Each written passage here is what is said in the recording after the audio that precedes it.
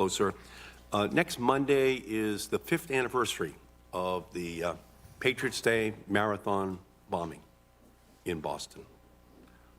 It, of course, was a horrific day in our history. And it was something that proved once again that we are Boston strong. But following those attacks, you falsely alleged that American Muslim leaders were, quote, potentially complicit in violent acts for failing to speak out, even though the American Muslim community and its leaders had already condemned that attack.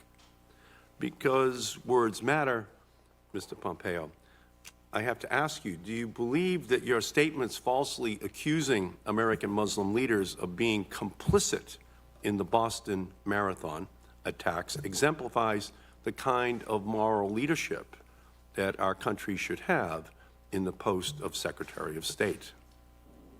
Senator, I think I answered this for you yesterday. I'm happy to do it here again. I'll answer the same way.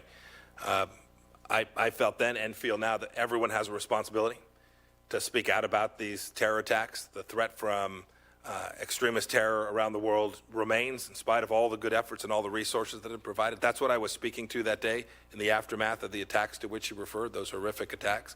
That's what I was speaking to. It is true that many leaders spoke out about it.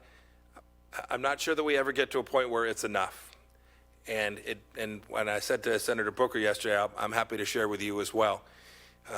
We talked about it in a different context, but it is the case that different people have greater and lesser credibility on particular issues, and that's what I was speaking to there. Right. It is an imperative. Do you apologize to the Boston Muslim leadership for those comments in relationship to that incident?